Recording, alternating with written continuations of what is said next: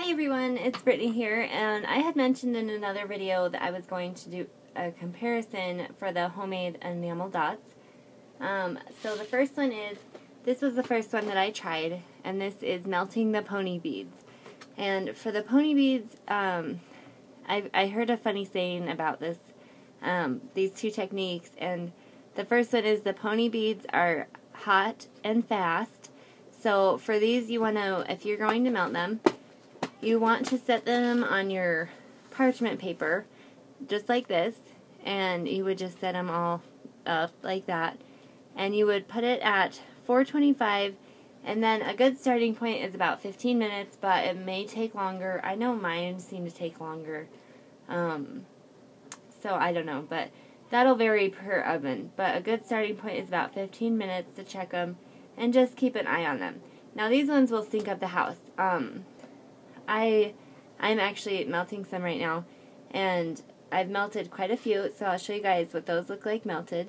I did want to mention though, I bought this whole thing at Michael's, and there is 1.35 pounds. I have already made a ton of these. You can't even tell that I took anything out of here.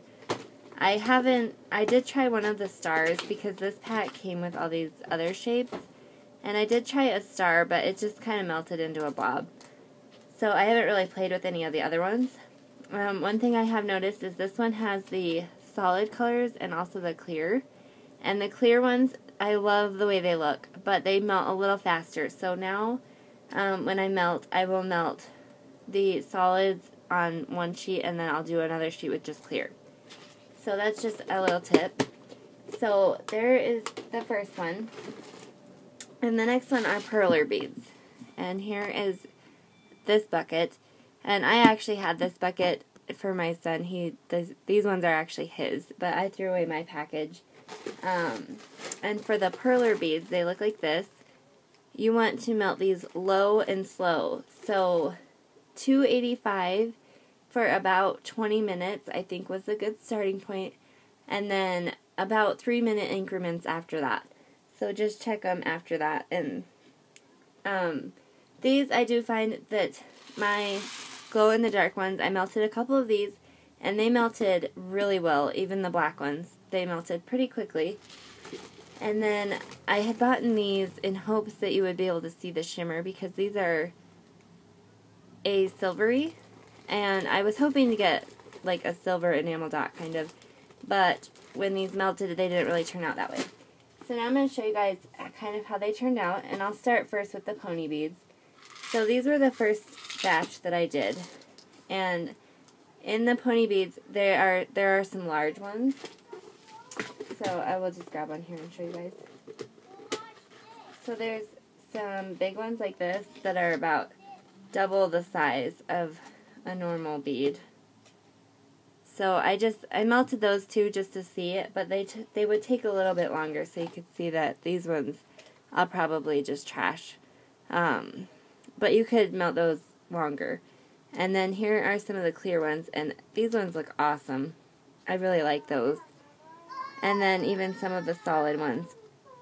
But again, I should have given it longer on the solids. So I did another batch today, and they're pretty well the same colors because it's from the same bucket of beads. But I did give it a little more time, so some of these are melted a little bit better. Some were towards the front, so they still needed longer. That's why this time I'm going to do all solids and then opaque. So anyways, so you can see those, and I think they turned out really well. Like here's some that actually melted a little better.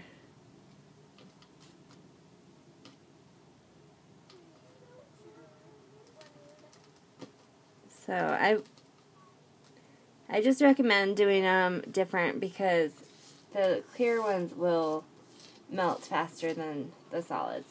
And then for the perler beads, now you can see these are a lot smaller.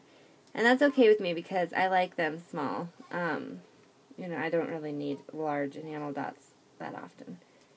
But they melted really well. You can still kind of see a dimple in the center of some of these. And with the silver ones, you can see what I was talking about you can see the line where there is none of that silver. It's just a dark gray. And I didn't like that, so I did take some and paint some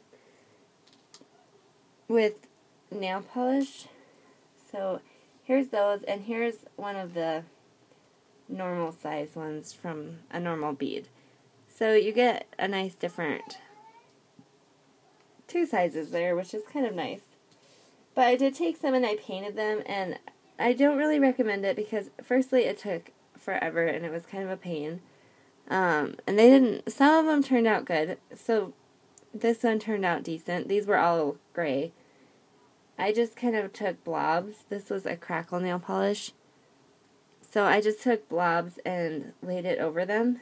But for some of the blobs, like, I don't really know how else to explain it.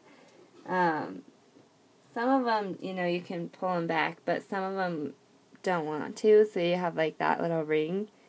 And you could go around and cut that and stuff, but I'm kind of too impatient. So I'll probably just buy more different colors. Some of these did turn out cool though. So, yeah. But anyways, that is my quick comparison. The Perler Beads do not stink up the house because these are actually meant to melt, and these are non-toxic, whereas these ones, I do believe there's lots of toxic fumes once you heat them. So that's my quick video. Thank you all so much for watching, and I hope you guys got some information from this video, and I hope you guys have a great day.